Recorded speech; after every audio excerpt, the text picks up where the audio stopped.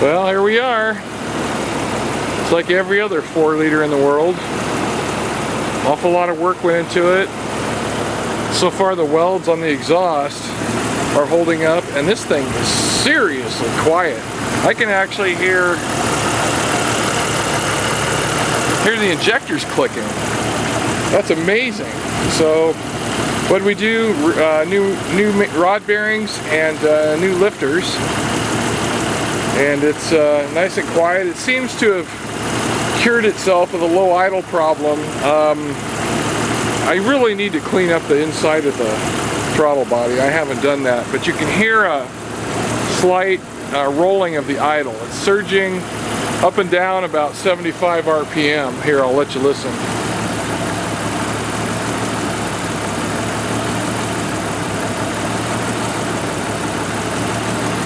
It's not severe, you know, it's okay.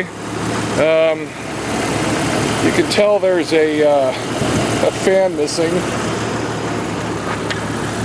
So I leaned on this fan that was sitting here. I leaned on it thinking I was leaning on the steel header, and I wasn't.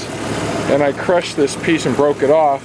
The good news is it didn't break in a straight line, so these angles will actually make this very strong potential for a repair. I think what I'll do is go ahead and plastic weld it. I don't know if I have any of this kind of plastic laying around. They want $27.50 at the junkyard plus tax for one of these damn fans.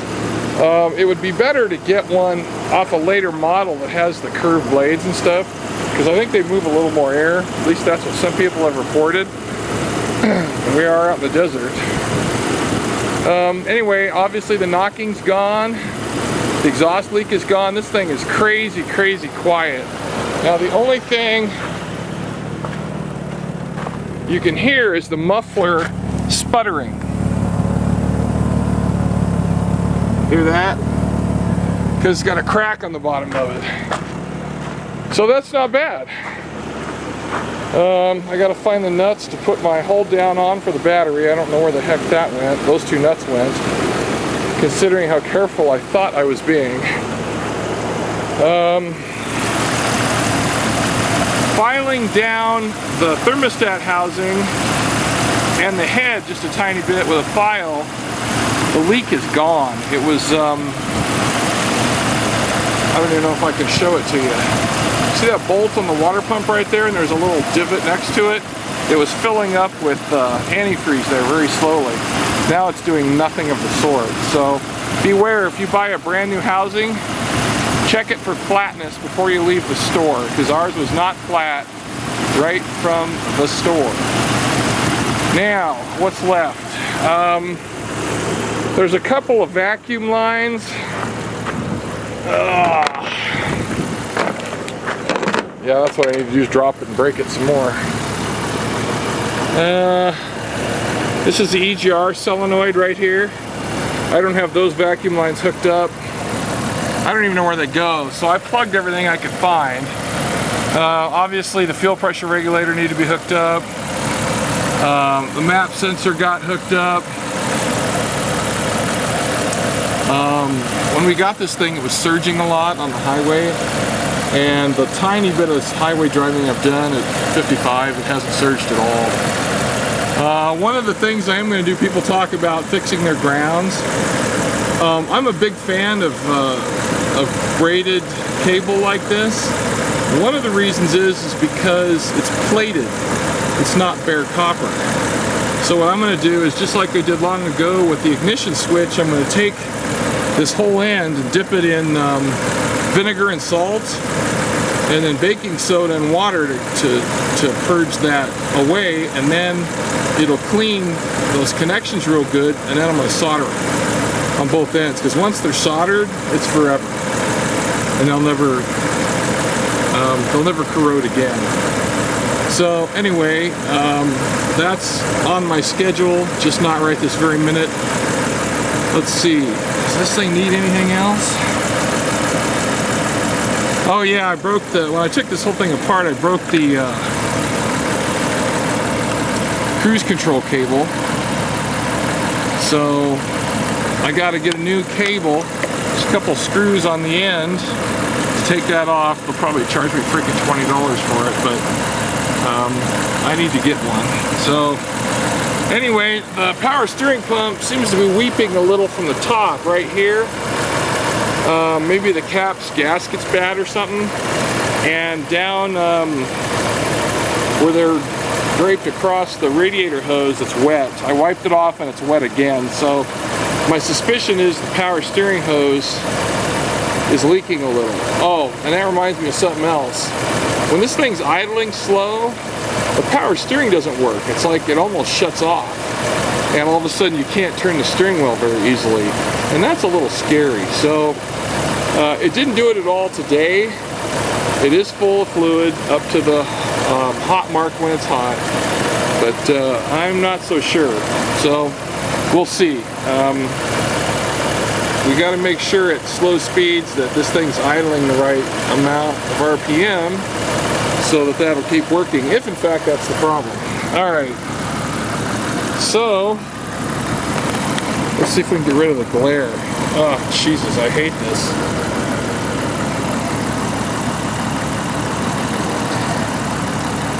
Alright, so we're 750. That's a little higher. It was in the 600s before.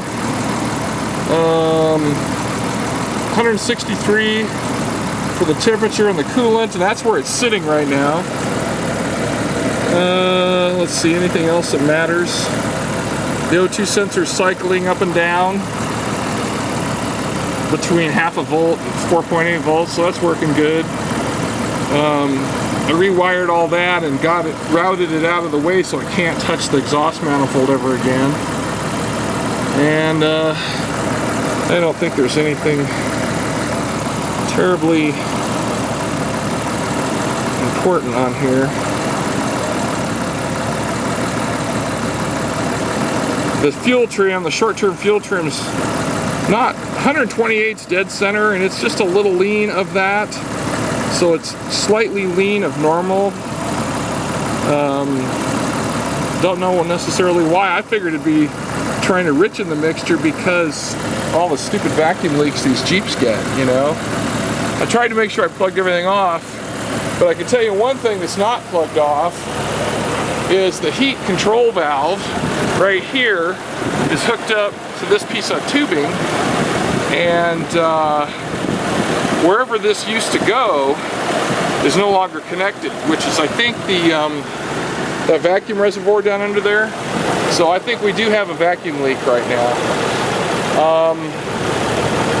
If you don't recall, I'm using this used to be, you know, pressurized. It's not pressurized anymore.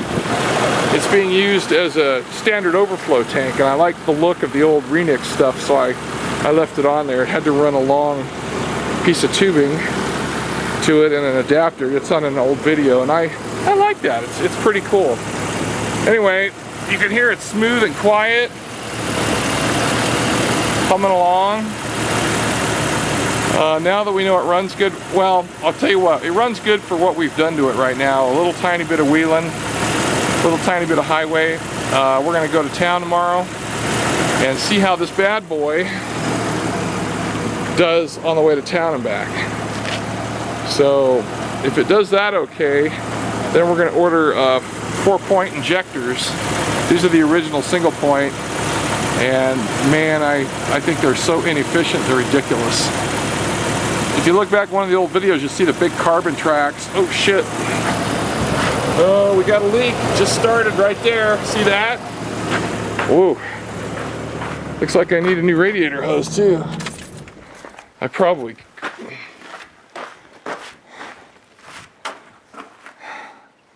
Shit, look at that. Yeah, it probably cracked it when I wrenched it down. Okay, well, the only bitch about that is the clamp is under here, so this header has to come off. Let's see, I don't think I can release the pressure without putting myself in some danger here.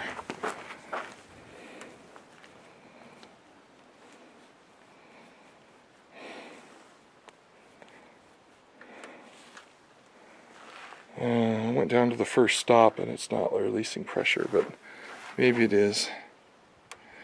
Bummer. Okay, well, we need an upper radiator hose then. This is what these shakedowns are all about. So I guess we're not taking it tomorrow, because I don't want to do this in a parking lot somewhere.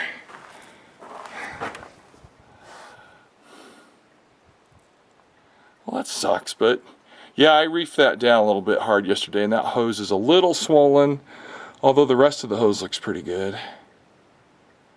Yeah, that's too bad. Alright, well, I should have known this piece right here I had to replace with a new chunk because it did the same thing. So I think they're all about the same age. I may get myself, I think this is all new from a while back. Anyway, so okay, well, that's what shakedowns are for, man. Let's see, the one thing I noticed is the radiator, or the distributor cap it doesn't have carbon tracks on the inside, but it's real dirty between terminals. So, it might be worth putting a new one on. There is, that little bit of rolling. I don't know, this thing just runs so smooth compared to what it used to, it's a joke. But I think a new cap and rotors probably do. When I had them off, I was like, wow, that's a little dirty in there. So, anyway, alright. Shit, look at that thing. We caught a leak live and in color. I gotta be careful, this thing could explode and blow hot shit all over me, and that would not be good. Alright, well anyway, I gotta check out, we got heat in the cab, which is a little odd because when we drove it last night, because there's no vacuum going to the valve. So that means it's leaking, and it was heating up the cab really well. What I don't like about that is that could defeat the air conditioning. Yeah, that's not good. So we've got some exploration to do on that. Anyway, I gotta find the nuts to hold down the battery. Yeah, if I twist that cap off anymore, it's gonna make a damn mess. So we're gonna leave it tight on and just let this thing cool off. Alright, well, we have us a bit of a flaw. And that's what shakedowns are for. You drive it locally until you find out, and then you fix it. I smell no gasoline whatsoever. The only thing I don't like, well, yeah, I don't want to really do it now because the hose is leaking, but you can hear the fuel pump running all the time. It's really loud, it runs all the time. So, there's our ballast resistor. It doesn't look messed with, it looks factory. I don't know why it's doing that. I want to take it off and make sure it didn't ground itself or some shit. This is for the fuel pump, not for ignition like on the old Chryslers. But that pump runs full time all the time, and it's loud. So I don't know. That needs to be looked at. The engine was so loud before you couldn't hear it. Now you can hear it because the engine's so quiet. Man, look at that thing. Holy crap. Well, not much I can do about it right now. Alright, we're done. It runs. We've driven it, 20 miles. And we're pretty happy about that. So I'll let you know how it goes up front. If anybody out there has the letter P for our Jeep, this is an 88. Let me know. I'd like to have one to finish this off. And that's it for now. Thanks. See you. Bye.